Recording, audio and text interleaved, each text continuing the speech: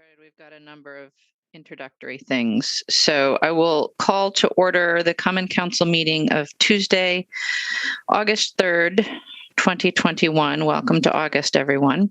And I will ask the clerk to call the roll.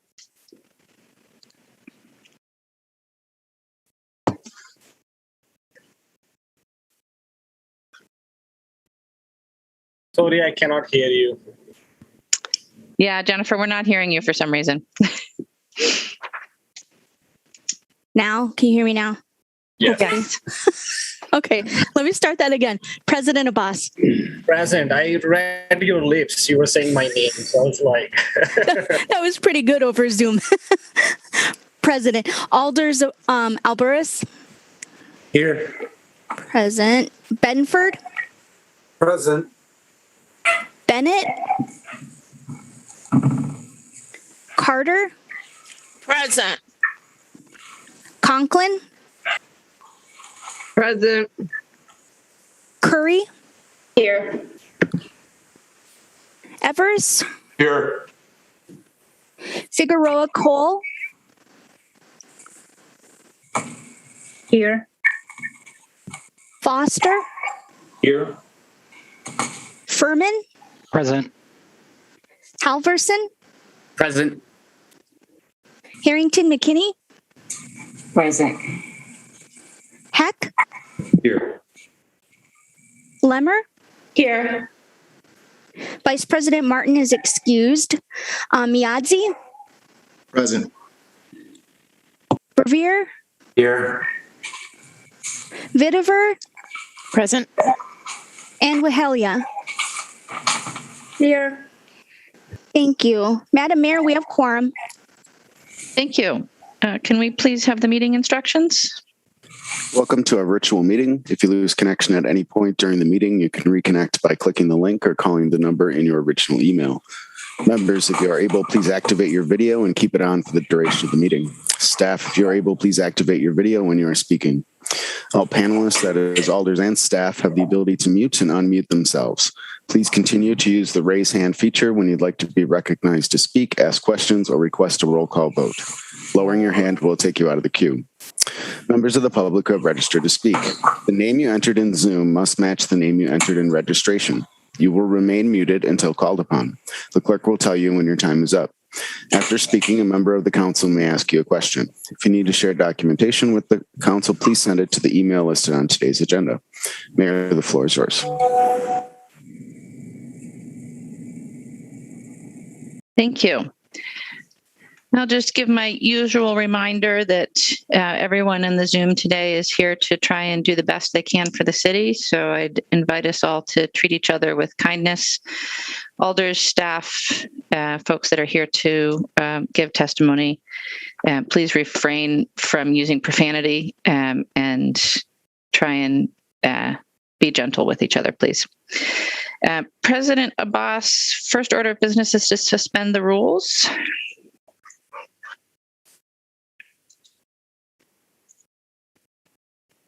President Abbas, you're muted. Perfect. Suspension of the rule, move rule, suspend rule 2.04, order of businesses 2.05, introduction of businesses 2.24, ordinances, and 2.25 resolutions for items so designated on the agenda.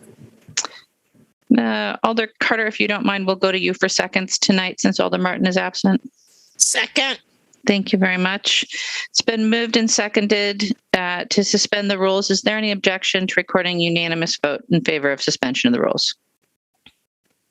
Seeing no objection, we will suspend those rules.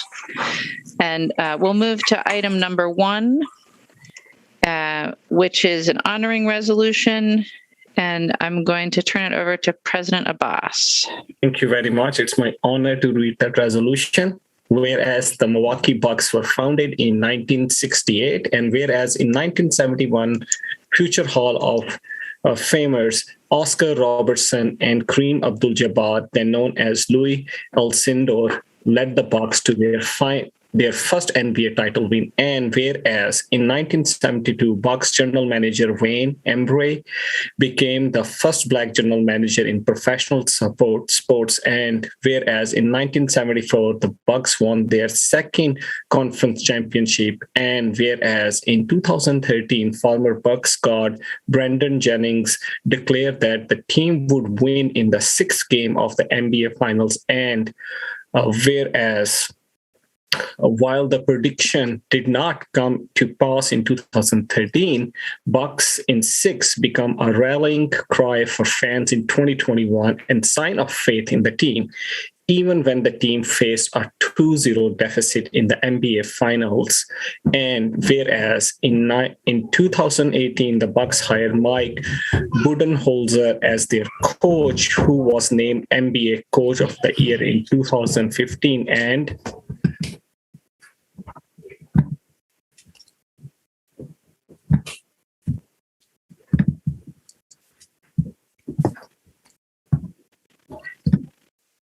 Sorry. Let's see here. All right. Let's see here. Whereas in the summer of 2020, the Bucks took a stand against racial injustice and for police accountability by refusing to play in the August 26, 2020 game against Orlando Magic, igniting a wave of game cancellations throughout the NBA, WNBA, and beyond. And whereas during the protests, the Bucks released a statement that stated, "When we take the court and represent Milwaukee and Wisconsin, we expect to play at high level, giving maximal effort and hold each other accountable. We hold ourselves to that standard. And in this moment, we are demanding the same from our lawmakers and from law enforcement." And whereas on July 20th, 2021, 50 years since NBA title win, the Bucks defeated Phoenix Suns in the sixth game of the 2021 NBA Finals, 105-98, bringing the fruition Jennings' prophecy and garnering their second NBA title.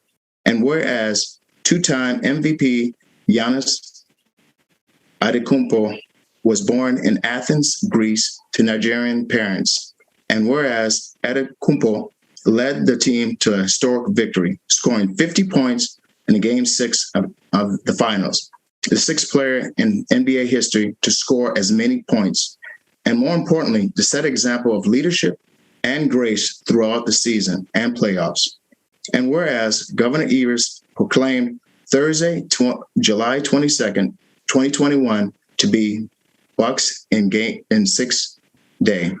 Now as therefore be it resolved that the Madison celebrates the stellar accomplishments of the Milwaukee Bucks and thanks them for their dedication, perseverance, and leadership for helping to bring Wisconsinites together during the champion season. Be it finally resolved that the mayor and common council encourage the Milwaukee Bucks to continue to represent the best of the athletes, both in competition and in using the platform to highlight issues of racial equity and social justice, and invite the team to visit the city of Madison and its youth and its fans who have cheered on their efforts. Thank you. We'll take that as a motion by President Abbas and a second from Alder Miadze.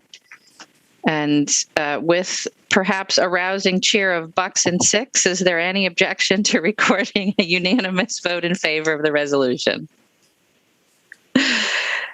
No objection, and congratulations to our fantastic Bucks. All right, that will bring us to item number 2, which is Legistar 66635, and its appeal of the Plan Commission action on the conditional use request for 3802 Regent Street. Alder Abbas, a motion to refer. Motion to refer. Second to refer. Moved and seconded to refer for a public hearing at the 8:31 Common Council meeting. Is there any objection to recording a unanimous vote in favor of referral? Seeing no objection, that item is referred. We have no petitions or communications, but we do have a presentation tonight. And to introduce our poet, I would like to turn it over to Madison's Poet Laureate, Angie Trudell Vasquez. Angie, thank you so much for being here.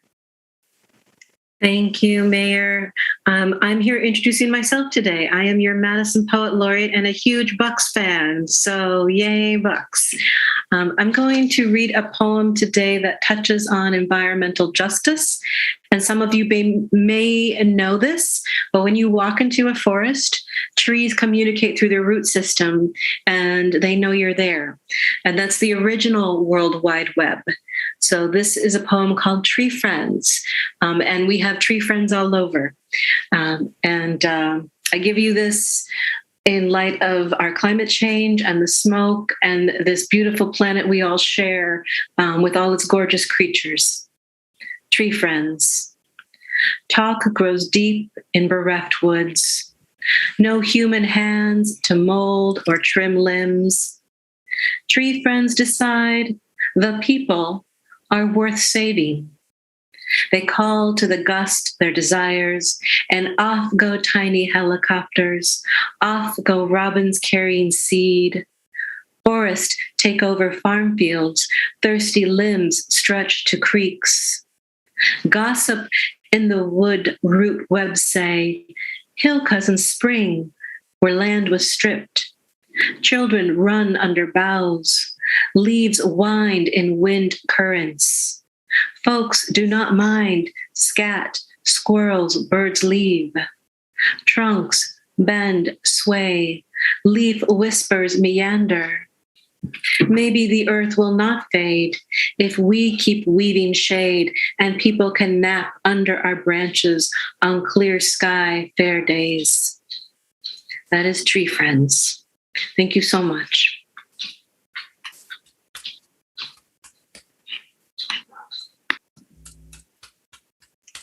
Thank you, Angie. And for those who are watching on the award-winning Madison City Channel, our fabulous Poet Laureate just got a virtual round of applause.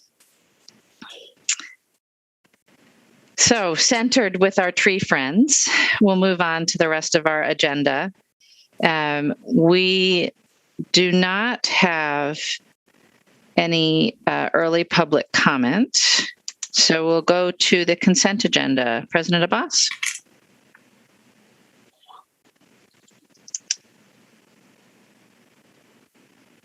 You're muted, President Abbas. All right, I need a coffee.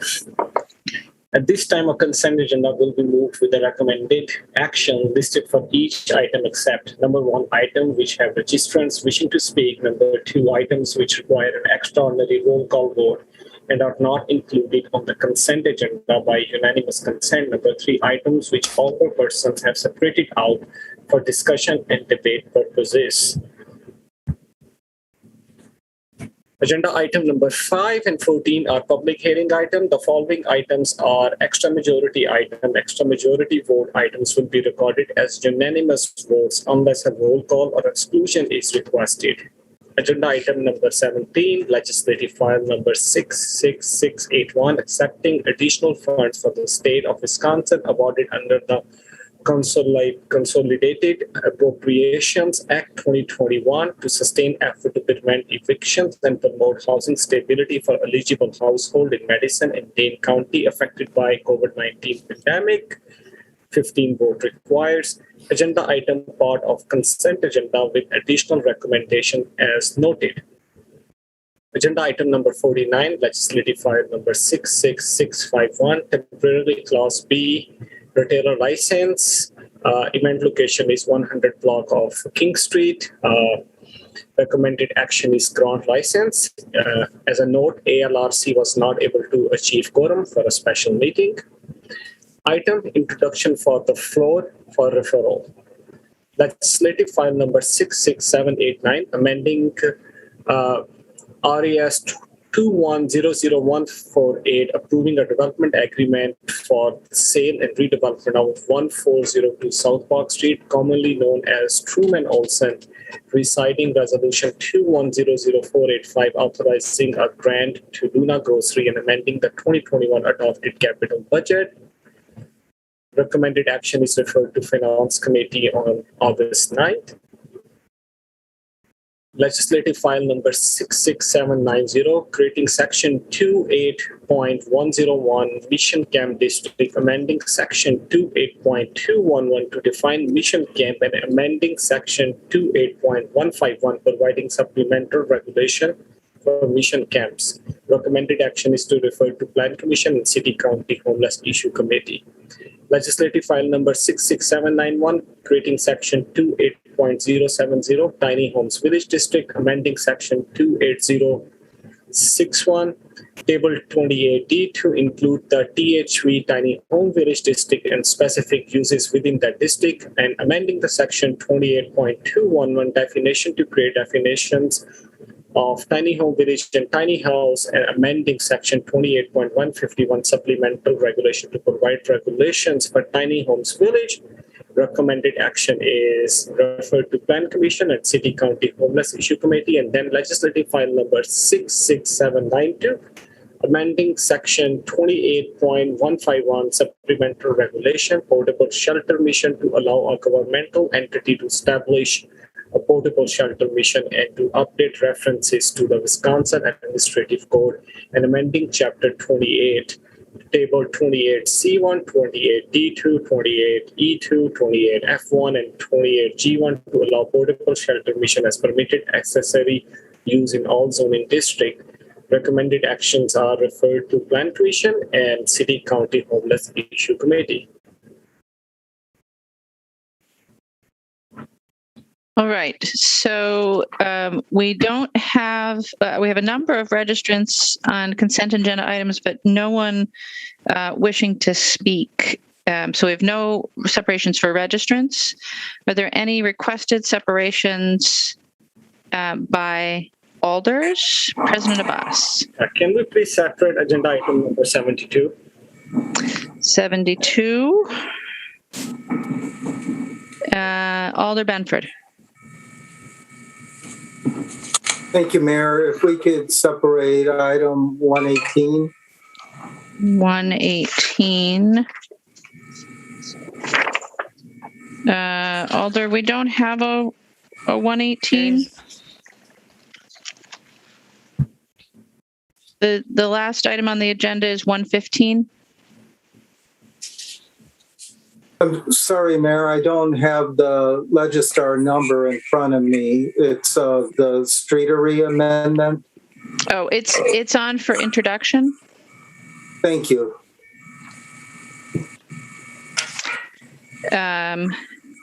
Alder Harrington McKinney. Thank you, Madam Mayor. I wanted to know with the items that are for introduction, at what point can we add an additional referral request? Is that appropriate now or wait until it comes up? I think that's appropriate now. Okay.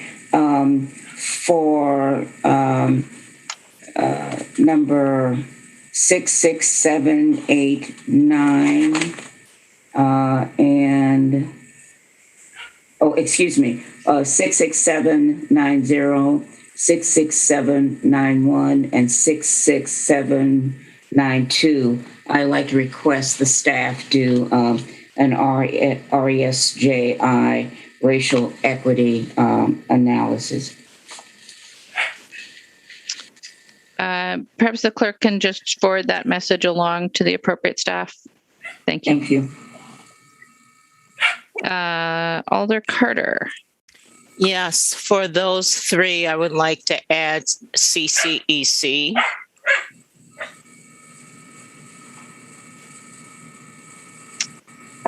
And I'm sorry, Alder, those, that's 116, 117, and 118? 66790, 66791, and 66792. All right, Thank you, Alder. Thank you. Alder Evers? Thank you, Mayor. I'm just, because I'm not able to keep up with the Legistar numbers, are there file numbers or were these off of the consent agenda? Because I just want to make sure I know what we are referring to for additional staff work. Yeah, it would be helpful if you could give both the agenda item number as well as the Legistar number, Alders. Or if the clerk can help.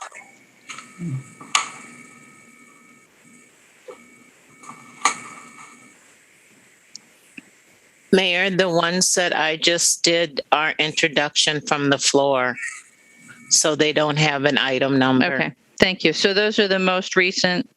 Yeah, the three items that are for introduction for the floor. You're adding an additional referral to CCEC. exactly. Thank you.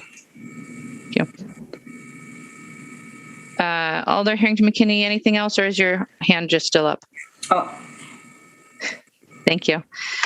Alder Heck.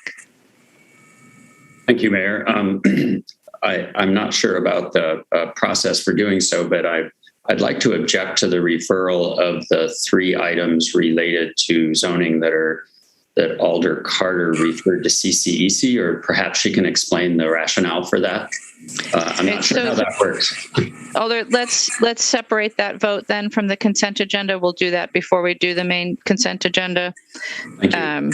But let's get everything else in order first. Alder Figueroa Cole. Sorry. So are the items that you guys discussing there? Are they not in the agenda? Because I cannot find them. Are those the ones that we got in the email? Yes, they're the ones that you got in the email, Alder. Does the agenda get updated to show the public what we're talking about? It came out on the consent agenda document. And then, yes, I believe those items will be on the next council agenda for any additional referrals.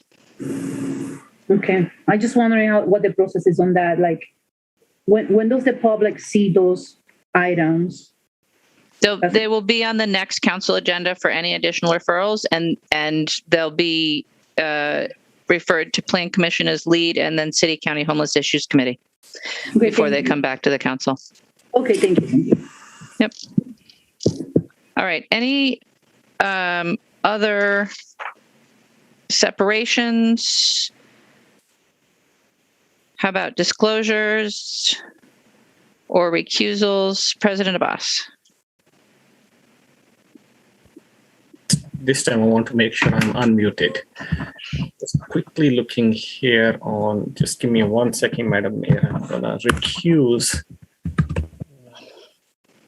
agenda item number 93, file number 66667. I want to recuse myself. Thank you. Thank you. The clerk will note that.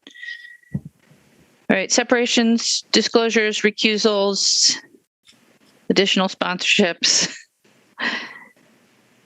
All right, seeing nothing additional, we will go back to the question of referrals on Legistar items 66790, 66791, and 66792, which are all on our consent agenda for introduction from the floor. And they're all concerning zoning for mission camps and tiny house villages. So the motion from Alder Carter is to add an additional referral to CCEC. Is there a second on that motion? Second. Alder Wahilahe will second. Is there discussion on the motion? Alder Carter, do you wish to speak to it?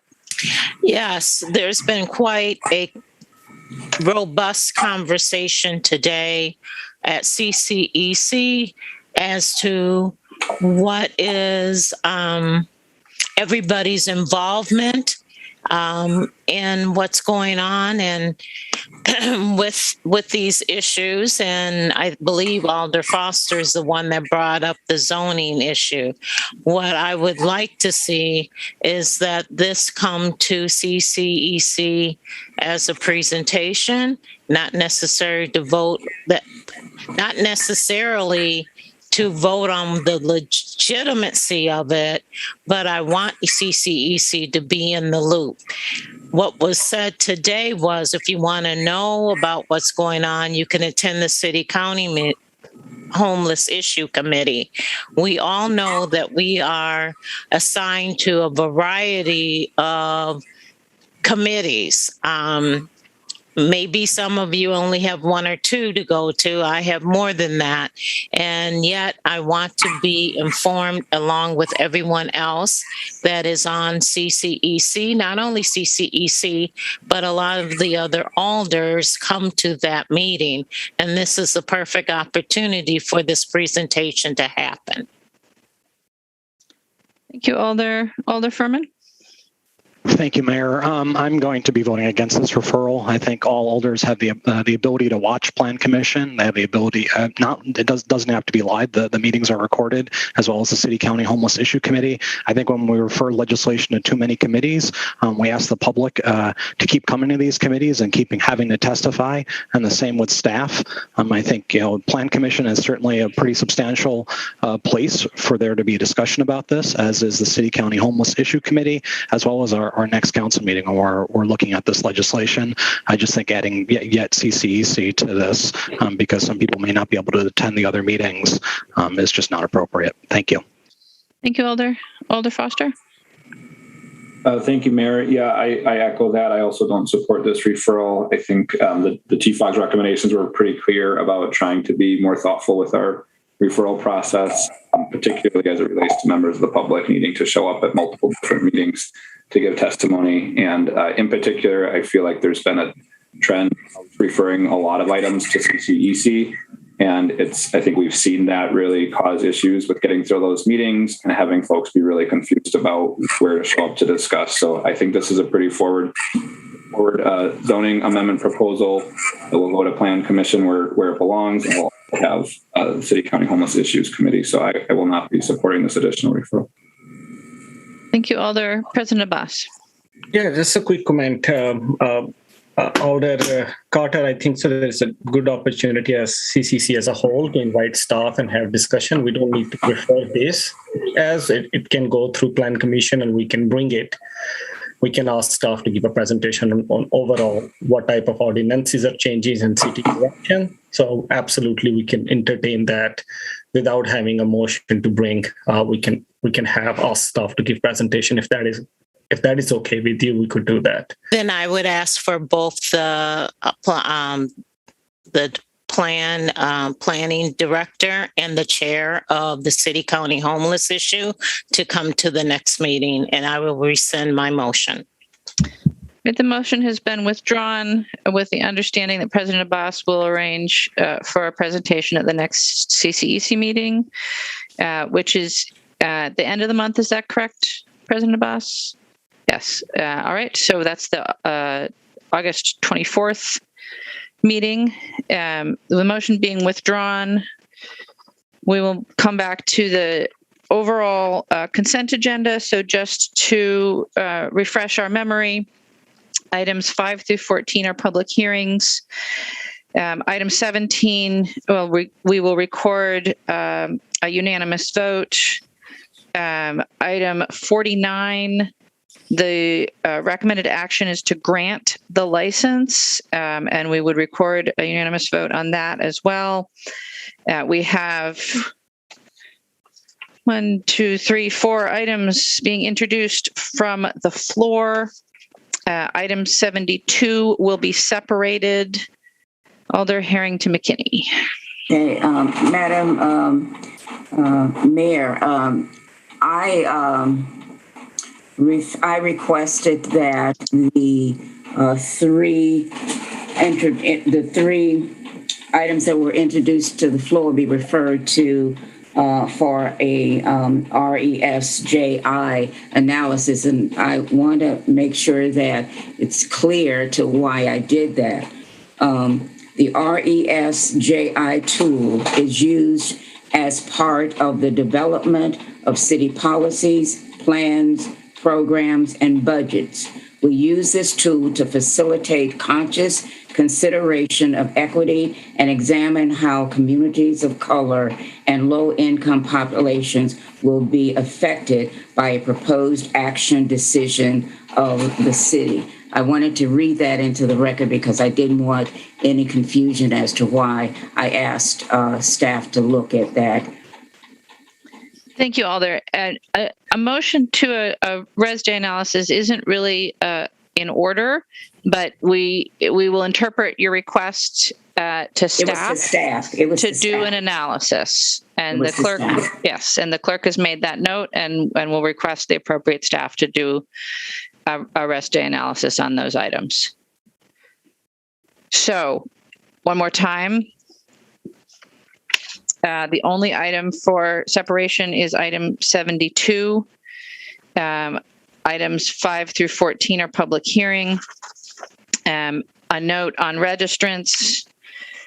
Item 17, we have folks available to answer questions, including folks representing the Tenant Resource Center, legal action, sorry, just scrolling to get there.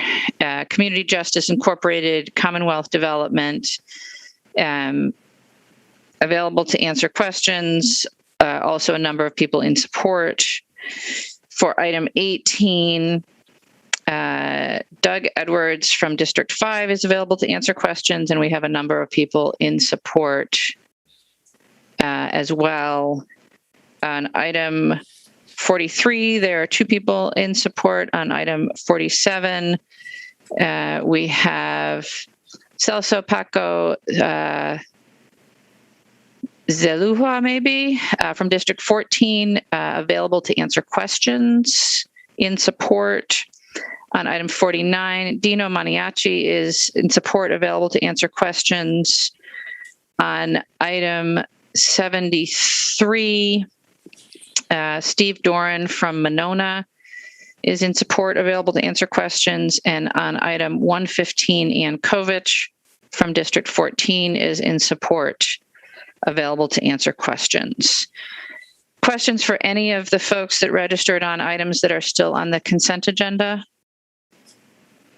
Seeing none, then President Abbas will move, and Alder Carter will second the consent agenda. Is there any objection to recording a unanimous vote in favor of the consent agenda and the items therein? Seeing no objection, those items and their recommendations are all adopted, and that will take us to our public hearings, starting with the report of the Alcohol License Review Committee. And give me just a second to get back to the registrant list. So we'll start with item number 5, Legistar 65681. I'll open a public hearing on a new license for Lush Lounge. On item 5, we have 3 registrants: Kay McComb from District 9 in opposition, not wishing to speak; Paul Jersey from District 9 in opposition, not wishing to speak; and Dee Wynn from District 9 in opposition, not wishing to speak. We have no other registrants on item number 5, so I will close that public hearing. President Abbas. Move motion to place on file without prejudice. Second, to place on file without prejudice. Moved and seconded. Is there any objection to recording a unanimous vote in favor of placing on file without prejudice? Seeing no objection, that item is placed on file without prejudice. And we'll go to item 6, which is Legistar 66140. I'll open a public hearing on a new license for J&G Mini Market. On item 6, we have 3 registrants: Juan Alejandro Gomez Sanchez from District 14 in support, available to answer questions; Francisco Ondo from Monona Monona Drive in Madison, in support, available to answer questions, and an interpreter for them if needed.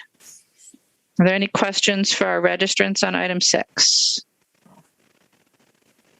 Seeing no questions, we will close the public hearing. On item 6, and a motion, please. Move motion to grant with conditions. Second to grant with conditions. It's moved and seconded. Is there any objection to recording a unanimous vote in favor of granting with conditions? Seeing none, I would like to ask our interpreter if you could just briefly tell our 2 registrants that we just granted their license. Hola, ¿me escuchan? Sí. Sí, buenas tardes, soy Alfonso Cepeda Capistrán, aquí como intérprete, y simplemente quieren que les diga que les aprobaron la licencia. Y por el momento no hay preguntas de nadie. Okay, gracias. De nada. Are there any questions from anyone or anything else that you might want me to relay to them? No, there's no questions. And I think you can tell them to be, that the clerk's office will be in touch with their paperwork. Muy bien, entonces la oficina de la ciudad, de la secretaria de la ciudad les llamará para que sigan con con toda la documentación que hay que completar y para que todo se haga oficial. ¿Está bien? Está bien. Gracias. Thank you. De nada. You're welcome. All right, so that comes to item 7 then, which is Legistar 66141. I'll open a public hearing on a new license for Hayes Place. On item 7, we have no registrants. I will close that public hearing. President Abbas. Move motion to grant. Second to grant. Moved and seconded. Is there any objection to recording unanimous vote in favor of granting? Seeing none, that license is granted. It takes us to item 8, which is Legistar 66150. I'll open a public hearing on a new license for Walters. There are no registrants on item 8, so I will close that public hearing. President Abbas. Move motion to grant with conditions. Second to grant with conditions. Moved and seconded. Is there any objection to recording unanimous vote in favor of granting with conditions? Seeing no objection, that item is granted.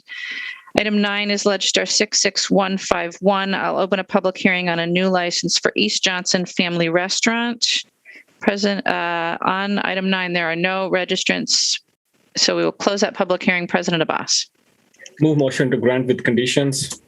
Second to grant with conditions. It's moved and seconded. Is there any objection to recording unanimous vote in favor of granting with conditions? Seeing no objections, that item is granted. Brings us to item 10, which is Legistar 66176. I will open a public hearing on a new license for Red Rock Saloon. On item 10, there are no registrants. I will close that public hearing. President Abbas. Move motion to grant with conditions. Second to grant with conditions. It's moved and seconded. Is there any objection to recording unanimous vote in favor of granting with conditions? Seeing none, that item is granted. And that brings us to the report of the Plan Commission. Item 11 is Legistar 65765. I will open a public hearing on creating sections of the Madison General Ordinances impacting Williamson Street maximum building heights. On item 11, there are no registrants. I will recess that public hearing. President Abbas. Move motion to re-refer public hearing to Plan Commission on August 9th. Alder Carter. Second to refer. Moved and seconded. Is there any objection to recording unanimous vote in favor of re-referral? Seeing no objection, that item is referred back to the Plan Commission. It brings us to item 12, which is Legistar 66221. We'll open a public hearing on creating sections of the Madison General Ordinances to change the zoning at 222 to 232 East Olin Ave.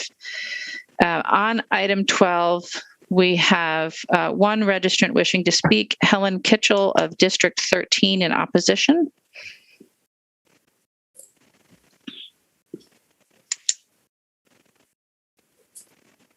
Helen, you are unmuted on our end.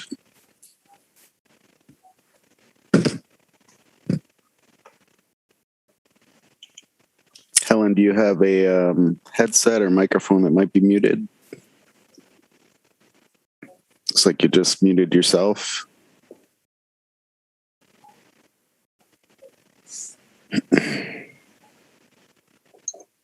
Should see a prompt to unmute yourself.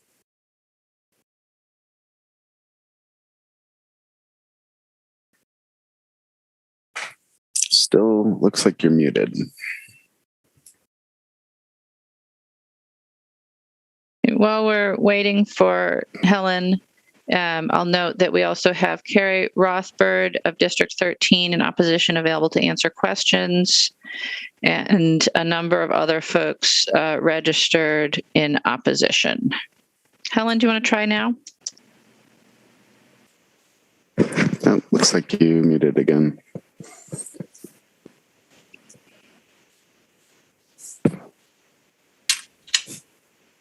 We show you as unmuted on our end, Helen, but if you're speaking, we're not able to hear you. So my apologies. The motion is going to be to place on file without prejudice. So Helen, I would encourage you to email all alders at cityofmadison.com if there's something additional that you wanted to comment on. But this, pending the motion and the vote, is possible that this will be placed on file tonight. So President Abbas, I will close that public hearing and look to you for a motion. Move motion to place on file without prejudice. Second, to place on file without prejudice. It's moved and seconded to place on file. Is there any discussion or any objection to recording a unanimous vote in favor of placing on file without prejudice? Seeing none, that item is placed on file without prejudice. And that brings us to item 13. And I'm just going to refresh the list here. Give me a second. So item 13 is Legistar 66222. I will open a public hearing on creating sections of the Madison General Ordinances to change the zoning at 4000 to 4150 Packers Ave and 4201 North Sherman Ave. And President Abbas, before we get into the registrants, did you want to make a motion? I would like to make a motion to bring agenda item number 72 and 13 together. Right, so is there items 13 and 72 deal with the same property? Is there any objection to us taking the registrants for both items together and then dealing with both of them at once? Does it need a second? If there's no objection, then no. Okay. We'll take unanimous consent on that. So, Madam Clerk, I'll try and manage the overlap here. I think we only have one registrant to speak on 72, and that person should have a little extra time if they wish it. But we will start on item 13 with Hannah Lee from District 12 in opposition wishing to speak, to be followed by Joel Oliver. Mayor, there's no one by that name in the list. Joel is here. All right, then we'll have Joel Oliver from Clayton, Missouri in support, representing Green Street Development, wishing to speak, to be followed by James Kirsten.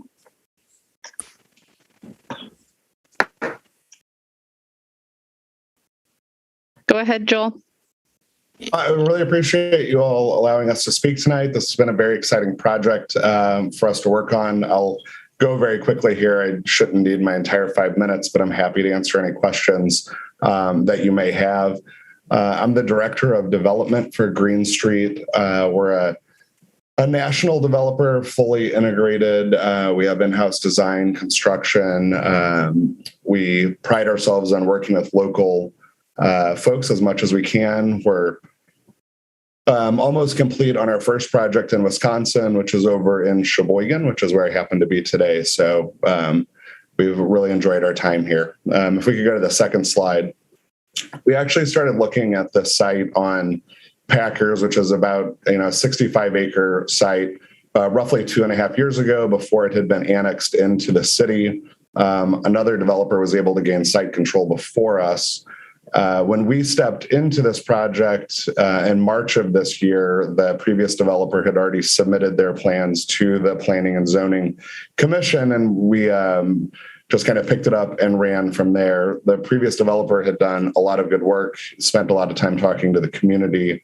Unfortunately, not all of the feedback they'd heard had really been included. So since we were at that initial April meeting, we heard the feedback from the members of the P&Z Commission, from the members of the public that spoke. And in the intervening time, we had many meetings with the Ramish Farms Working Group, with the community group, with Alder Abbas, with the neighboring school district, with members of the plan department.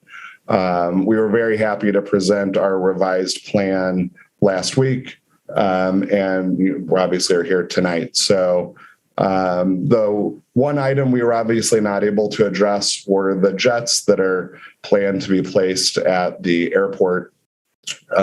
We have a lot of creative solutions in life. Unfortunately, I don't think I can wrangle with the Air National Guard. So we believe that we've done everything to the best of our ability to create a very community-focused, conscientious, socially just plan. So if we go to page 3, I can point out some of the changes that we made very quickly from the original plan to what was recommended for approval from the P&Z Commission. If you're familiar with the site, on the right side of the screen where the two black hashed sections are, that's Packers. Sherman is on the other side, on the left side of the screen. Our new plan has 2 notes recorded on the plat. That is that we will not propose, or nobody could propose to build any type of residential products inside that 65 decibel line until after 2027, which at that point, we believe that any jets that could possibly be here would be here, and there would be data for that. We do have a commercial tenant that we've worked with in other markets that we're in discussions with that we believe would be a great use there. The pink hashed section to the left of that is the multifamily areas that were partially relocated out of what was originally on the other side of that 65 decibel line. We believe we've thoughtfully kind of laid out how that would work. Immediately to the west of that, the little teal kind of triangle in the middle is a new privately owned park that we've added in that we would own and maintain, but would preserve some green space.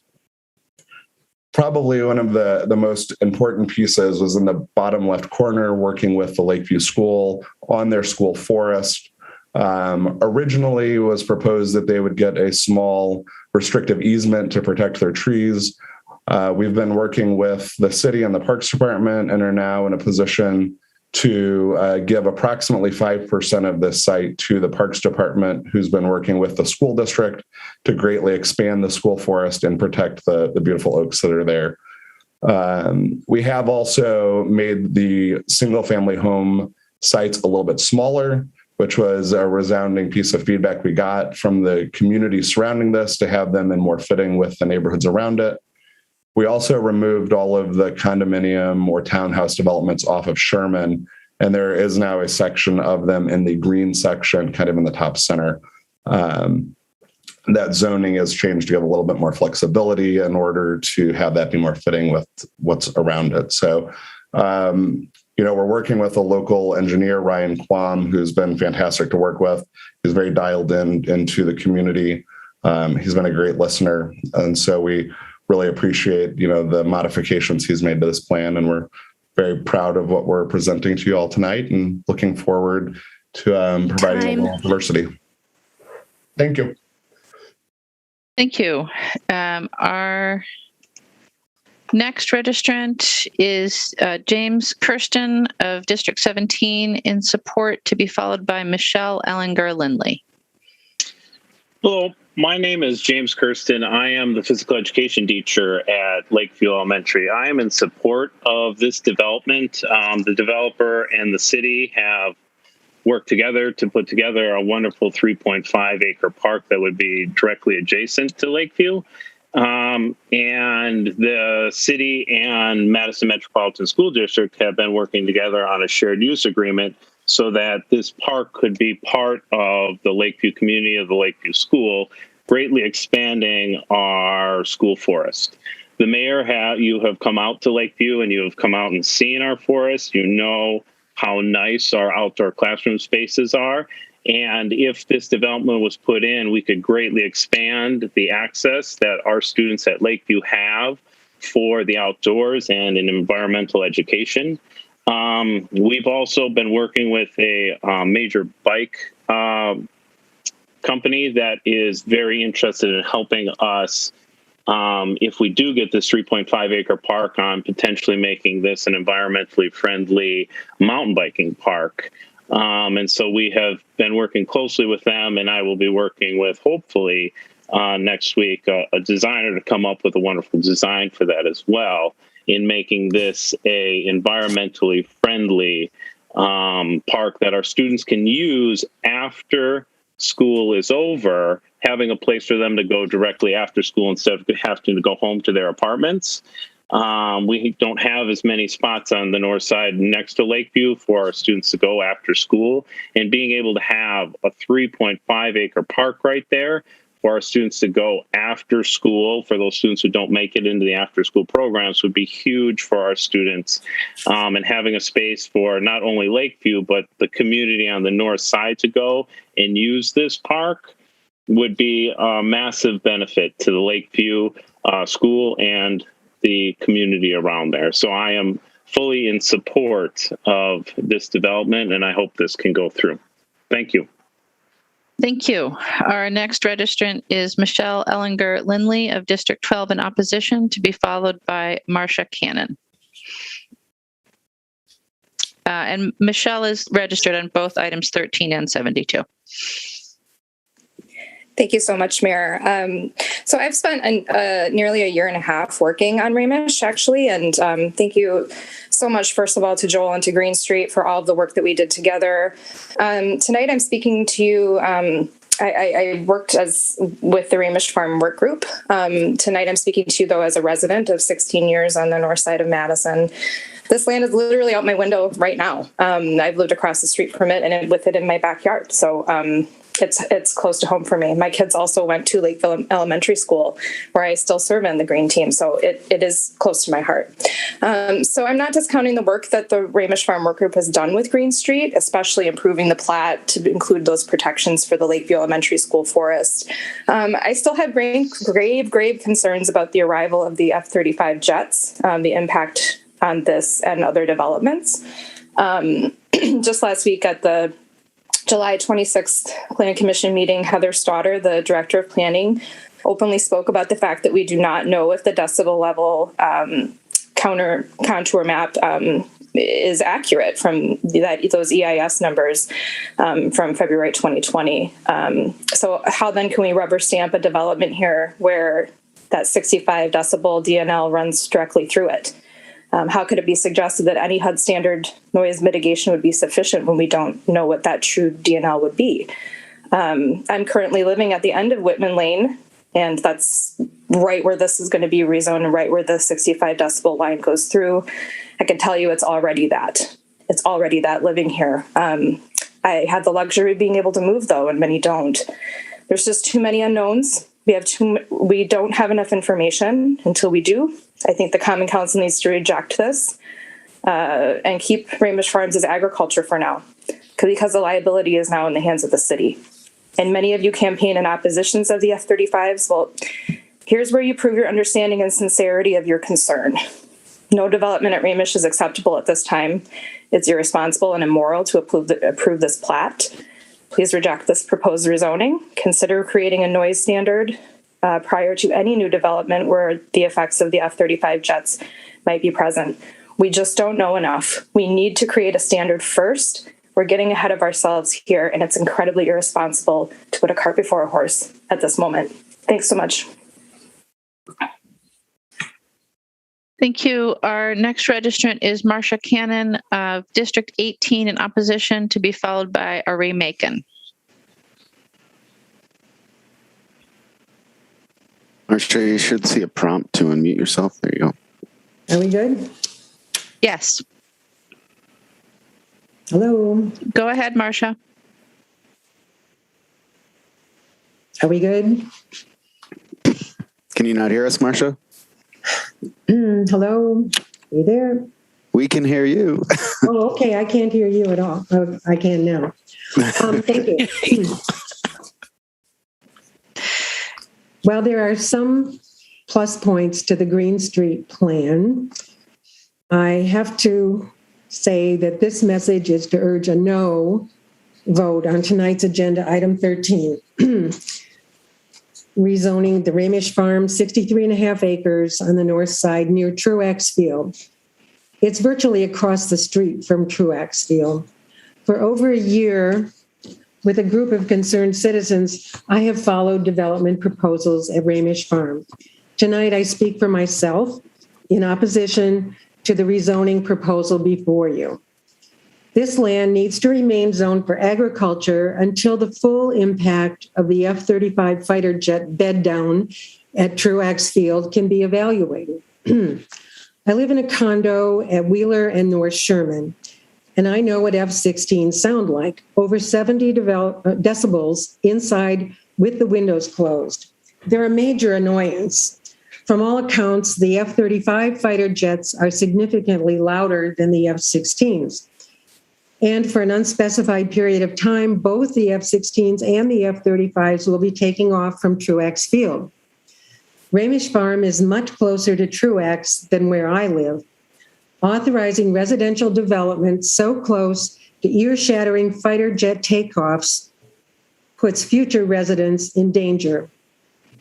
Bottom line, I question the ethics of approving residential zoning at Ramish Farm before the real effects of F-35s can be observed and measured, or until the U.S. Air Force abandons or relocates the bed down. Only then should you consider residential zoning for Ramish Farm. What is the rush? Please take into consideration the precedent you're setting for undeveloped land near the airport and the need for a citywide policy on these sort of developments. Thank you.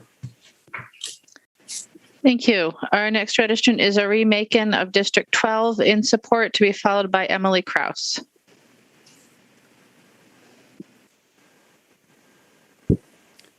Hello? Go ahead. All right. Hello. My name is Ari. I am in District 12. I am here to talk about the development built on the by Lake Elementary. I am in support only to allow that space as a safe place for children for them to play, because at Lakeview, we only have space for about 28% of our students to have access to after-school programming. So a lot of those children after school either go home or they have to go somewhere outside of, away from a safe place like school to have programming, or somewhere safe to be children, right? Having that development will allow children to have another playground to go to, them to interact with their friends, create strong bonds and maintain them. And along with that,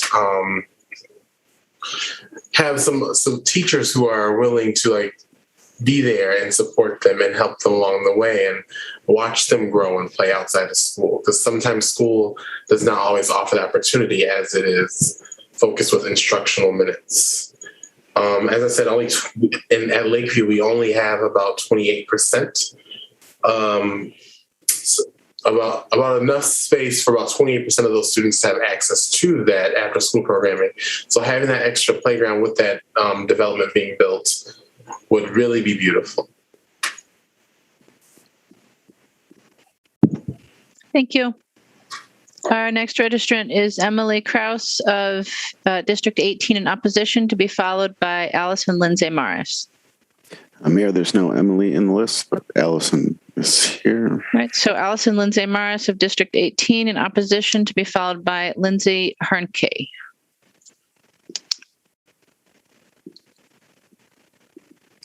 Allison, you should see a prompt to unmute.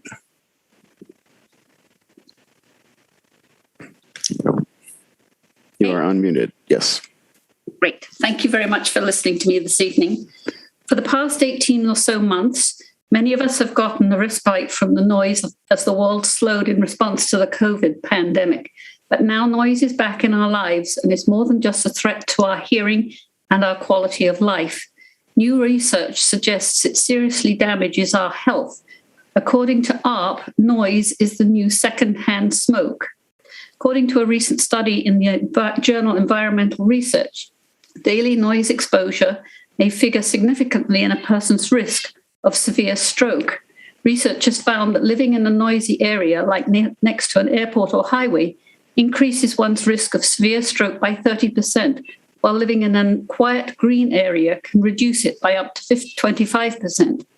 An incessantly loud environment stimulates the part of the brain which regulates stress response. The brain reacts by increasing blood pressure and levels of stress-related hormone cortisol, both of which are known to cause a host of cardiovascular issues, including stroke.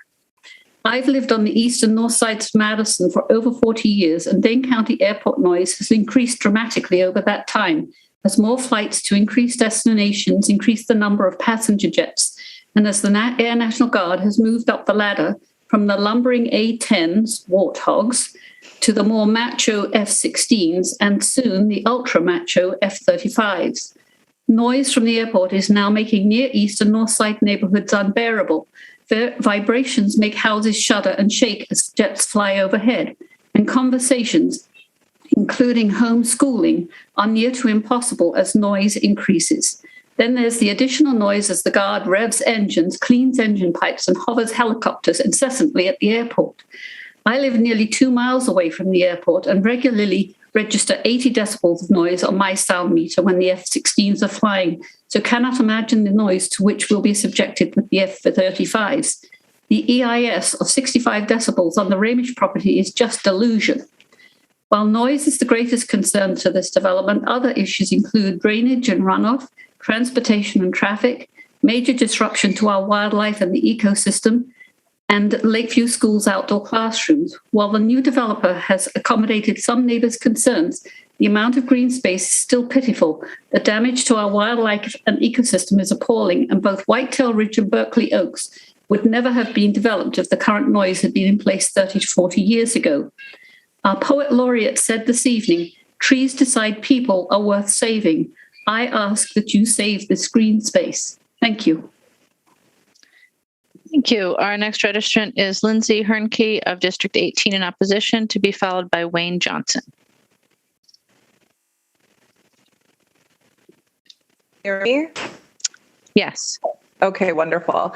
My name's Lindsay, and I live just behind where they would like to develop. And I just wanted to put an emphasis on my concern. I have 2 children in the Gomper School District, and we have lots of friends that have children in the Lakeview School. And currently in my son's class, it's 1 teacher to 19, sometimes even 22 students. And I'm just concerned that the more families we add to the area, the more children will have in the schools and the less learning opportunities we'll have for the children, and the burnout of the teachers, which is already happening. So I'm just concerned that it'll only get worse from here. So just putting an emphasis on overpopulating this area with children in the 2 schools that we have for these families that would be moving into the area. And that's all I have. Thank you. Next registrant is Wayne Johnson of District 18 in opposition. Yeah, this is Wayne. We live on Whitetail Ridge in the Whitetail Ridge development, and our property backs up directly to the Ramish Farm. And basically, as I've read and observed this development taking place, I'm in opposition of developing this land for several reasons. Number one, the infrastructure already and the stress on the city services. When it snows here, we're lucky if we get our streets plowed, let alone new development that's going to be coming in, which is going to require additional city services. The city service budget is already being very heavily used in the city. So I think by adding more to that is just going to cause more stress on the services of the city. Also, Highway CV is a very used infrastructure that needs to be relooked at. We have development coming in from Windsor and DeForest as a free throw to the city, coming into the city of Madison. That is, not a city-owned street. That's a county-owned street, and there's a lot coming off of Wheeler Road. So with adding more traffic to that already busy county road is just adding more. That road already needs to have infrastructure and redevelopment done to it. The F-35s is unknown. There's nothing written in legislation how to handle the F-35 noise level that's going to be coming in. First of all, that program should have been turned down by the government several years ago. It's not a performing program, but yet we as a city have brought that or allowed that to come into the city, which we shouldn't have allowed in the first place. So there's several reasons why the Ramish Farm should still be left as a green space in the city. There's plenty of development already taking place around the city as you drive around and see all the apartments and everything else going up. And therefore, this lot, if it were to ever be developed, should never have any mixed use property. It should stay as single family homes, just like the Whitetail Ridge development. So I'm opposed for several reasons that I've stated as to why this should stay as green space in the city of Madison. Our park is a big park as well. There's hardly any kids in that park.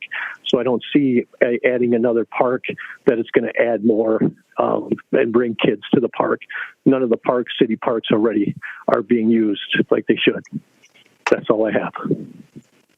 Thank you. That's all of our registrants wishing to speak. We have a number available for questions, including Ryan Quam of McFarland, representing Quam Engineering in support.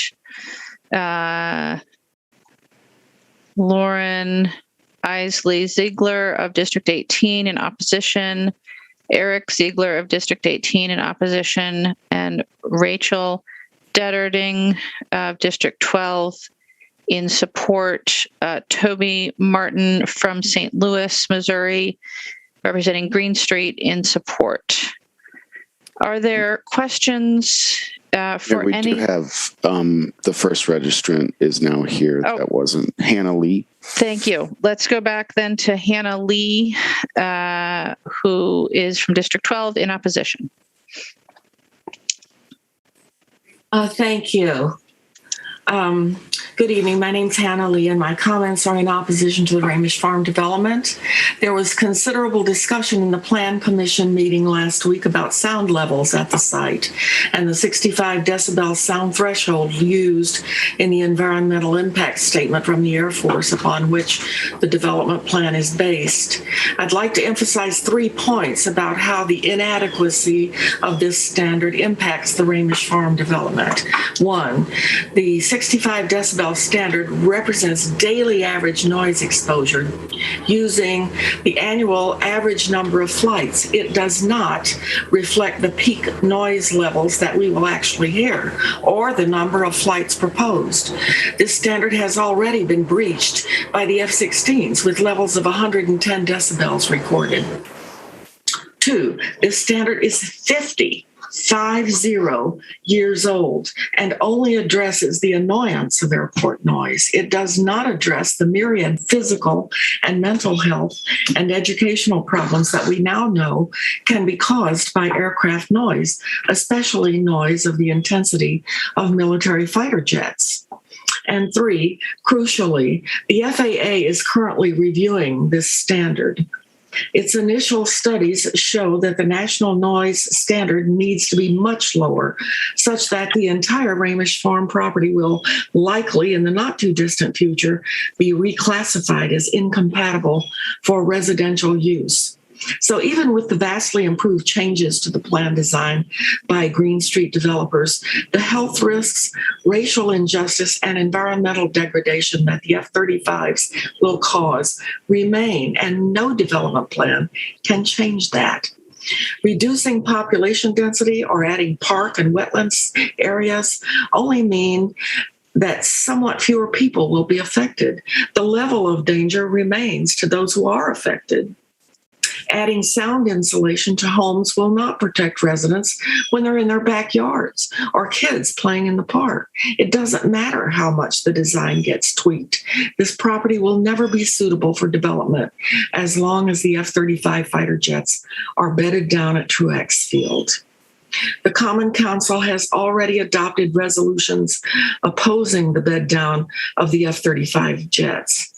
Your reasons for enacting these resolutions are the same reasons that you should now reject putting even more people in harm's way by allowing the Ramish Farm development and any other development, for that matter, this close to Truex Field. Thank you. Thank you. I believe that is the end of our registrants wishing to speak on both items 13 and 72. Are there questions for registrants on if any of the registrants that we've heard from? Alder Benford. Thank you, Mayor. I was wondering if Ari Macon was still on the call. Can we get... Alder, I do not see Ari in the list anymore. What about James, the physical education teacher yes. at Lakeview? Oops. Sorry, James, I muted you. There you go. I'm here. Yes, sir. Hey, James, thanks for your time. I just had a question, and it was a question I was going to ask Ari, too, because I spent many years running after school programs and summer camps and working in schools. And you talk about need for more green space, and you mentioned the potential if that playground was built. But in your comments or just in your considerations, I was just wondering what your take would be having kids outside getting bombarded by the sound of these jets. Do you think that amenity would be as nice as maybe you envision now with the jets overhead? Well, the thing here is students at Lakeview are going to be at Lakeview no matter what. We will always have students at Northport. We will always have students in the trailer park. We'll always have students there. So do we want the F-35s to come? No. Can my students at Lakeview, can the students at Lakeview do anything about that? No, we can't do anything about that. Do I like going outside and teaching a PE class when the fighter jets go over top me? Not at all. Do I have to stop my class and wait a minute or two while they go over top and then I can resume my class? I have to do that often. But my students are going to be there no matter what. So having access to more space out there, expanding our outdoor classroom, which is pretty significant right now, and being able to expand that to increase their learning capabilities and giving them a space to go after school, that's only going to benefit Lakeview. So we can't do at Lakeview anything about the F-35s. My students will be there with or without the F-35s. So I really appreciate that, James. I really do. So if the development didn't happen, have you thought about opportunities? If it's agricultural, you can still get outside, right? There could still be that outdoor learning lab. It's not contingent just on this development, or no. No, the big benefit that Lakeview gets is that right now we have this development that's coming in and it's saving the school forest. If a new development comes in, it's not a guarantee that the forest is saved, but we're working with the Madison Parks Department And with a shared use agreement, they will take on some of the responsibilities of the park so that the Madison School District does not have to take on the insurance and some of the other things that are part of this park, which is one of the big benefits too. If Lakeview was to try and acquire that land by ourselves and work with a private organization or a land trust, MMSD would not be as interested in taking on this land to be able to use for school, because they would have to take on some of the other bills that come with acquiring land like this. It would just be much more difficult. Could we do it? Maybe, but we would have to raise a lot of money to do that as Lakeview, and that's not as likely. Great. Thank you for your time, James. Thank you, Madam Mayor. Thank you, Alder. Are there other questions for any of our registrants? Alder Carter. Alder Carter, you're muted. I believe his name was Joe, is the first speaker.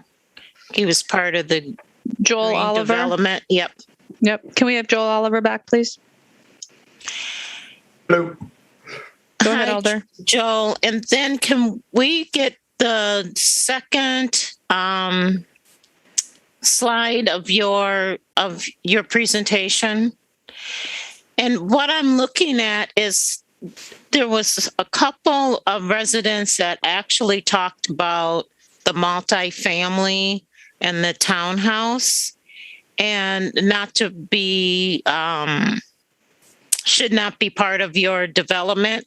Have you heard that before when you did your community engagement? Because I believe on this screen you list community groups. Yeah, can we actually go to the slide 3, I believe would be the one that was referred to. So actually, to be honest with you, that was the first time tonight we've heard that comment at all. The plan that we put forward, you took a very intentional effort to be respectful of the community plan, master planning that had been worked on by the city of Madison and the neighborhood groups, which we believe this diversity of housing really helps achieve that. So no, honestly, that was the first time we had heard that this evening. Okay, and let me just be clear. We're talking about the green space, which is the townhouse, correct? Surrounded by single family homes. Yep. So that green section up front would be something similar to like a 2-story townhouse, kind of a joined product, where you'd have maybe 6 or 8 units together. And those could potentially be for rent or for sale. Understood. And then the purple hashtag section. Yep, those would be the multifamily. That's right. Those would be apartment buildings. Okay, and this is the first time you heard that comment. That is the first time we had heard that comment. Yes. Okay, well then I will not ask my second question. Thank you very much, Joel. Thank you. Thank you, Alder. Are there any other questions for any of the registrants today, Alder Bennett? I'd like to ask a question to Michelle. Michelle Ellinger Lindley. Yes. Yes, I'm here. Thank you. I have a clarifying question because I know you did a lot of research on this. Could you tell us a bit more about the HUD recommendations for this plat? Sure. So actually the only thing that's been done in terms of, so I think what you're referring to is the HUD noise mitigation that was recommended by planning staff but not required. That actually is only going to be on the eastern portion of the plat, that tiny little sliver that is the 65 decibel line and over. So there's no HUD mitigation processes happening for any of the development west of that. So all of that single family homes, there's really nothing happening there, and there was no recommendation by planning, from my understanding, for that portion of the plat. So the only, noise mitigation was considered for that eastern third, which would be apartment buildings and the commercial area. And I can just say I don't think that HUD requirement would be adequate because we don't know for a fact that it's going to be that 65 decibel DNL. It could be much higher. So having that in place really isn't enough. I don't know if that's enough information for you, but yeah. Thank you for asking. Thank you, Alder. Not seeing any other questions for registrants. So, President Abbas, let's get a motion on the table before we ask about questions for staff. Oh, I'm sorry. On item 13, I do need to close that public hearing. And item 72 is not a public hearing, so we'll just be done with the registrants. And now, President Abbas, a motion, please. Move motion to adopt with conditions. Second to adopt with conditions. All right. So now I just want to double check with Attorney Haas that we can take that motion for both items 13 and 72. So on item 13, the motion is to adopt with conditions. On item 72, the recommended motion on the agenda is to adopt under suspension of the rules. Can we do that as one motion? Sure, as long as they, both carried by the required number of votes. All right. So let's keep them together unless we need to take them apart at some point based on number of votes. So the motion then is to adopt item 13 with conditions and to adopt item 72 under suspension of the rules. Let's go next to any questions we might have for staff. And Heather Stouter, our planning director, is here. Are there questions for staff on this item? Seeing none. Heather, would you wanted to add something in? Yeah, I wanted to provide a clarification on the question that Alder Bennett had recently asked. And to do that, I'm going to just share screen with the developer's map again. And so just to be very clear, this developer has proactively shown a note on the plat that no residential units at all will be constructed within the area that has been modeled for the 65 decibel contour. So that's this easternmost area here shown in the black hash marks. So the development team of their own volition has basically prohibited any residential within this area until at least 2027. And also, of their own volition, they have committed to mitigation measures for all of the balance of the plat. So all residential uses that are proposed here, multifamily, single family alike, they would be pursuing noise mitigation measures. So I just wanted to quickly clarify that. Thank you. Thank you, Heather. Alder Conklin. Thank you, Mayor. This question is for Heather, really. What I'm trying to understand is there multiple noise levels in the same area? Like, how do you guys differentiate it's 65 on this line, but it's over 100 on this line when it's literally a strip of land? So can you explain that for me, please?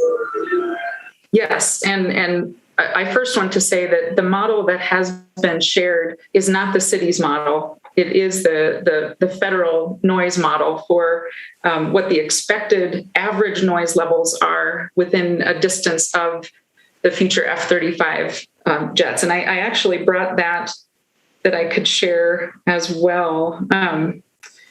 One moment. Okay, this is a very busy map. Folks from the President's Environmental Justice Work Group have seen this map. I want to just point out a few kind of locators. So here's the site in question. It's shown here in very light green. zoned agricultural today. The dark green line that flows right through their site is the area, everything within that area has been modeled by the federal government for an average noise level of 65 decibels, for 65 decibels. When you get to the light green line, that's the next noise contour, and that's the area that has been modeled for 70 decibels, and it gets louder as you get closer to the center. So it's 75, 80, and so on. So this green line here, again, is the 65 decibel area. You can see to the south of the subject property, we have existing residential uses within that 65 decibel area. Within this area right here, that's where this developer has committed to not constructing any residential units at all until at least 2027, when more of the actual data is known. Everything to the west, similar to the existing Whitetail Ridge neighborhood to the north, the existing neighborhood to the south, has long been planned for residential use and is outside of the area that, again, has been modeled for up to 65 decibels. Now, does that mean that you're going to have a very different experience if you live here than if you live right here? Not necessarily. And I think that's your point. So there's not a magic line on the ground that is going to represent a very different day-to-day experience with that noise. But this is the best information that anyone has at this point. And based on what we know from past modeling efforts for the F-16s that are here today, and some of the assumptions that were made in this model, we think that these noise contours, if anything, will probably shrink a little bit once the F-35s are up and running. We think they will be incrementally louder than the F-16s are today. But we really won't know more at a detailed level until we have reality to be able to model the real sound rather than the working with national assumptions. Okay, so what you just said, Heather, was that this is the federal model, and so the city of Madison is going to have their own model, or do they already have a model for the F-16s? We in the city do not have our own noise model, and I don't believe that we would create one. However, I think that once we have years of real data and we understand how often they're using their afterburners, which create a lot more noise than when they don't use afterburners, we'll have a better group of probably a couple years of real data to create a much better model. And by we, it's the collective we. It's not necessarily the city, but even the Air Force, at the federal level, they can create a much more refined model that actually uses local data instead of the set of national assumptions that they drew from to create the model in their environmental impact statement. And I want to stress that I'm not an expert on this, and so I want you to take that as coming from city staff who wasn't deeply involved in the modeling effort. Okay. I think I have one more question for you. So I guess what I'm trying to ask is, we don't know really what the noise level is at currently, and we don't know what it's going to be at potentially.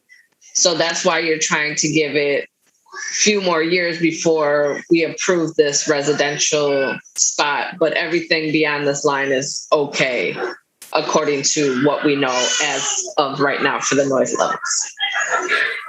Well, I think from the staff level, we don't see that green line as a magic difference between residential being okay and residential not being okay. There are plenty of areas that are already developed with residential that are within that green line. And we think that, moving forward with new construction techniques, any new construction is going to have better noise mitigation than a lot of the older residential that we see today, already within that green line. But I guess what I'm saying is that, this developer has gone sort of above and beyond and proactively committed to not building residential within the 65 decibel area, and instead spread out a mix of housing types across the remainder of the plat to the west. And we, as staff, we applaud that effort. We think it's a good move. And they did that again on their own volition. Okay, thank you, Heather. Thank you, Alder Benford. Thank you, Mayor. Heather, I had a question, and I'm not trying to be flippant at all, but you mentioned, once reality, we could collect data. In my mind, we've heard many people, and I know I'm stating the obvious, that, the military came in, the Air Force, and I kept hearing people say there's little we can do. There's little we can do. It's the federal government. And the EIS, the report and everything that they did. So it feels kind of not really grounded in reality that we would wait to 2027, collect data, and then say that it's just horrendous. What do we do as a city? Throw up our hands and kick everyone out of that area? It seems to me that almost the argument of waiting to develop that piece of the property until they collect data to 2027 kind of reinforces the sentiment of a lot of people that are opposed, that maybe we should wait till 2027. And hopefully those weapons don't come here, but if they do, then we collect the data. But here, they're going to build this. And, I heard concerns about we need more parkland and things like that. So as city planning, once this is approved, then we're at the mercy of these weapons, these sounds, right? There's really little we can do if it turns out that a lot of our worst fears come to fruition. So I'll try to answer that. I think that, if this were to be approved, the plat and the rezoning, then all of the single family home sites that are shown on that plat would be permitted uses moving forward and could be constructed one by one or, phase by phase, like most residential subdivisions would be. And as you probably saw on the sort of locator map, there are plenty of single family homes already in the area, just to the north, just to the south, within easy walking distance to the elementary school that serves them. That, by the way, former and existing alders fought hard for bringing that into the Madison School District in order to create that proximity to Lakeview Elementary School. But yes, we would, if this is approved this evening, and I think the council needs to weigh a lot of trade-offs with regard to it, then those residential uses could move forward. And I think that this particular developer has made a strong commitment to looking at ways to mitigate that noise ahead of time, in the building techniques for all of the residential uses on the site. But I think that, I think it would be very unlikely that homes would be constructed and then demolished later in the future on this property. Thank you. I just had one really quick follow-up. In your experience, and you talk about mediating sound, remediation of sound,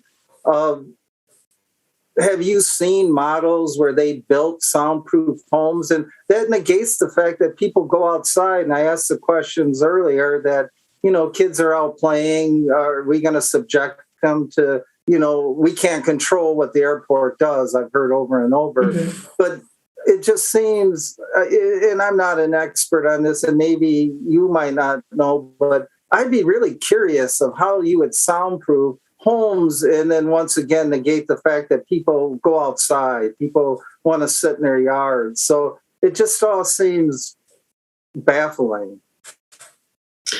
Yeah, I think you're right. We're certainly not proposing as planners that people are going to never go outside in these areas, students and residents alike. I think that the noise will be loud as it is today. And I think that construction techniques such as, thicker insulating walls, newer, thicker windows, those things can help, but it's not going to soundproof those residential buildings. And so I certainly don't want it to seem like I'm saying that they can be completely soundproofed. No, I think, that noise will be heard. I think it's something that folks, buying into that neighborhood will hopefully be aware of in advance. And hopefully, the developer will move forward with advanced techniques to try to minimize it. But in no way will residents choosing to live in this neighborhood, escape occasional noise from the jets. So I'm certainly not saying that. Thank you, Mayor. Thank you, Alder Miate. Just wondering, does the city have standards for noise pollution for zoning codes? We do have a noise standard, and I don't believe building inspection director is here this evening, but basically our city's noise standard is 65 decibels. So anything that's under 65 decibels doesn't trigger any sort of concern about being close to residential uses. And the really confusing part of that answer, though, and I can't go into great detail here, but I want to stress the difference between a 65 decibel noise, like loud air conditioning in the background that you're always hearing. Maybe your next door neighbor has a very loud air conditioner. That's a constant noise. And what's been modeled by the federal government within the environmental impact statement is really more of an average over time. What's that average impact? And so to look at a 65 decibel line on a map, that doesn't mean that the highest noise you'll ever hear from an F-35 or an existing F-16 is 65 decibels. We know that those point in time, the seconds that they're flying by, they are much louder than 65 decibels. And so that's why I think it's a tough comparison to make between what's been modeled and what our noise standards are as a city. But I think it's a great question. I wish I had a better way to compare it, but it's like comparing different fruits. Thank you. Thank you, Alder. Are there any other questions for staff? Seeing none. Thank you, Heather.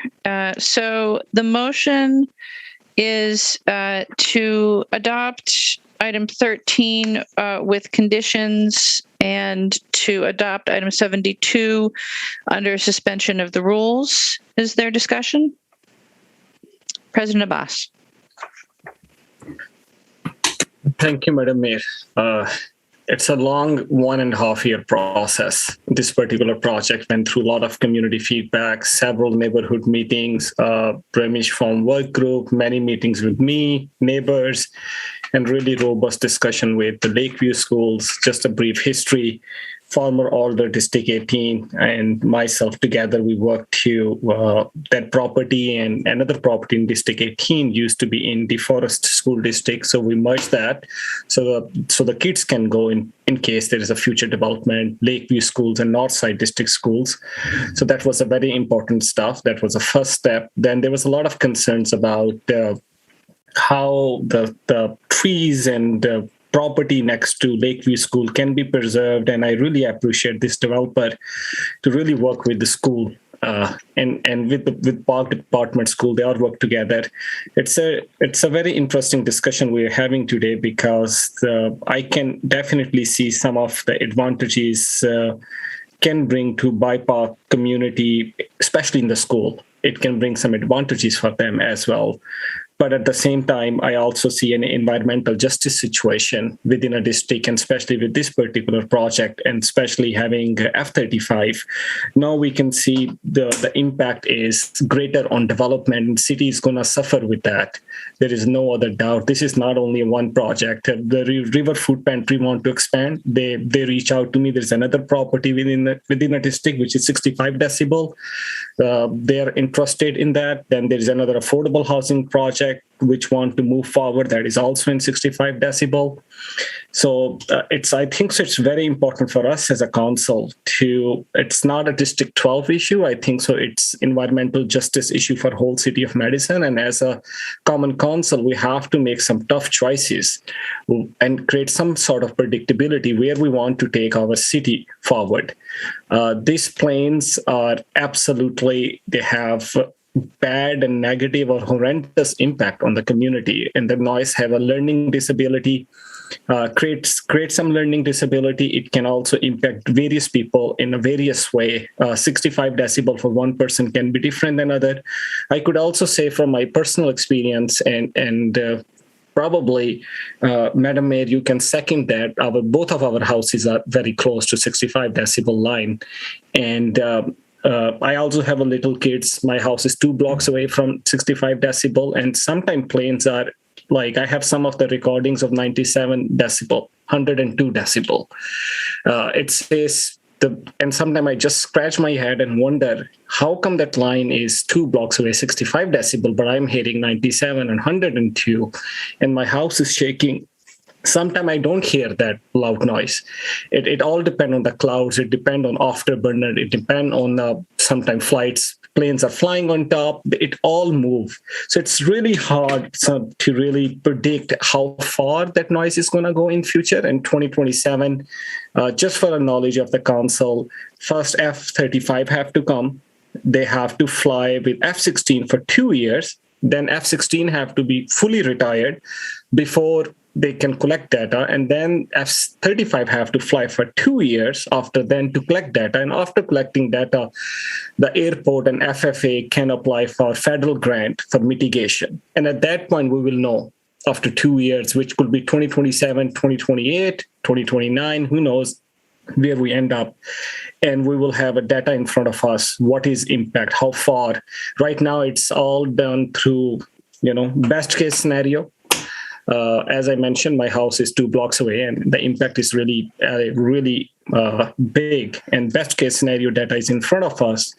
What could be the worst case scenario? How far this line go? And from Common Council point of view, I think so. We took a very important step in the right direction by creating a president work group on environmental justice, where we're looking into overlay district with limited information we have. I think so that process should be done before we move forward with the future development, regardless wherever it is. We need to create a predictability, and I do appreciate the developer working with the community, with me on many aspects, and making this project as desirable, as suitable as he could do within his power. And I'm really appreciate that. But the bigger question is the impact of F-35 and how it's going to impact the future residents. And because of that particular reason, I will vote against this project. And I do think so from environmental justice standpoint, we really need to make decisions keeping community and their physical and mental health as a priority. And we should also, hopefully that President Work Group is working, that work group work is done. At that point, we could see what recommendation they provide Common Council to adopt. So that's my input on the project. So thank you very much. Thank you, Alder. Is there any further discussion? Seeing none, the motion again is to adopt item 13 with conditions and to adopt item 72 under suspension of the rules. I'm guessing a roll call vote will be requested. So all those in favor of adopting with conditions and adopting under suspension will say aye. Those opposed, no. And Attorney Haas, do you want to just remind us what the standards are on number of votes required for each item? Sure. So sorry, let me get the items up here. On item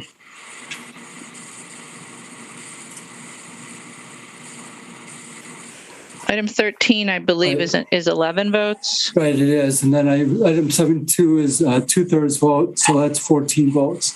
So if the votes are taken, if the motions are taken together, and you have 11 votes or more, then item 12 passes. If you have 14 votes or more, then both items pass. Thank you.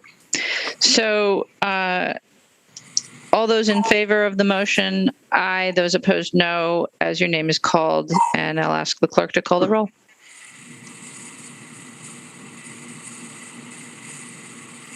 President Abbas. No. No. Alder Albaris, I think abstain. I'll come back just in case he returns. Alder Benford. No. No.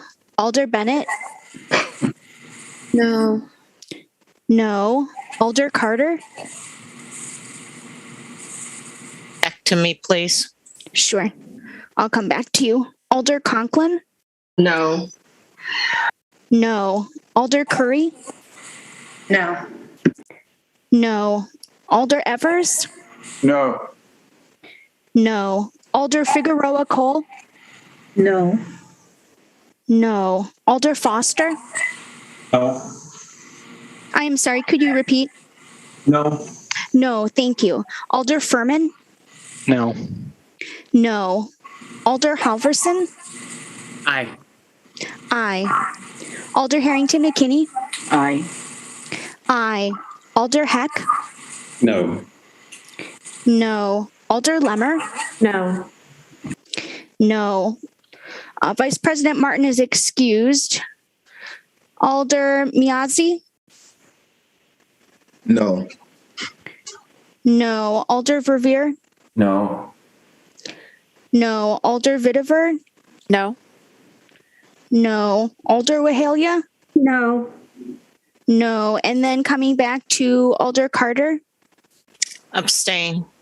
Abstain. And then just to make sure, is Alder Aboris back? I don't think he is. We will mark him as abstain. Give me just a moment here. You can show Alder Albaris as excused. Okay, thank you.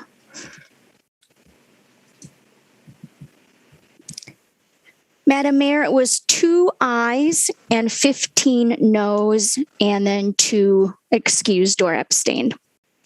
Thank you. With 2 ayes, both items 13 and 72 fail.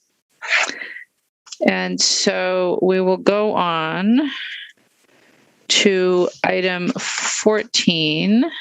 Just double check here. So item 14 is Legistart 66234. We'll open a public hearing on creating sections of the Madison General Ordinances to change the zoning at 609 through 621 Pine Street and 1505 Beld Street. We have no registrants on item 14. I will close the public hearing. President Abbas. Move motion to adopt. Second to adopt. It's moved and seconded. Is there any objection to recording a unanimous vote in favor of adoption of item 14? Seeing no objection, that item is adopted. That's the end of our public hearings, and we have no other items for separation on tonight's agenda. So unless there are any additional introductions from the floor or announcements, President Abbas, it's your turn. Alder Carter. Yes, I just wanted to 118 is on the agenda. I think it's a late arrival. Give me a second to get there, Alder. Sure will. Yes, item 18 is under new items for introduction without debate. Never mind. It was introduced under the consent agenda. Okay, I just wanted to do a referral on that. Although it should be on our next agenda for additional referrals. I will do it then. Right. So just pretend this never happened. We'll have collective amnesia, Alder. Okay. Alder Benford. Thank you, Madam Mayor. And I'm sorry for the confusion. I should know this by now. So I have some concerns when I know this came late, but I have a group of folks that really cannot wait another month. So can you please help me with process? I was hoping that we could take this up tonight. Alder, are you referring to item 18? No, 118. So I'm sorry, 118. Yeah. Alder, it's not on the agenda for adoption under suspension of the rules. It's only on the agenda for introduction without debate. So we're not able to take it up tonight. Gotcha. Thank you. Yep. So in the future, for yourself and other alders, if you have an item that's time sensitive, that needs to be introduced and voted on at the same council meeting, you need to speak with the council president and see if you can get it on the agenda for adoption under suspension of the rules so that we can properly notice it. Thank you. And I thought I did that, Madam Mayor, but evidently I didn't. Thank you. Thank you, Alder. Alder Foster? Thank you, Mayor. Yeah, just if Alder Benford's intent is then to, I would assume, have it taken up at our next meeting. Perhaps if there are referrals, we could find a way to get those added on so that it could be back for action at the next meeting. Yeah, thank you, Alder Foster. I'll ask Alder Carter, could you work with Alder Benford as the sponsor to see if he'd accept additional referrals, and you can make that happen with council staff and the clerk's office in between? Yes, I will. Thank you, Alder Carter. Are there any other announcements or introductions from the floor? Seeing none, then President Abbas, it is still your turn. Yes, great. We're leaving early. Move motion to adjourn. Is there a second? Second. Alder Carter will second. Is there any objection to recording unanimous vote in favor of adjournment? Seeing no objection, we are adjourned. Thank you all. Have a good rest of your evenings.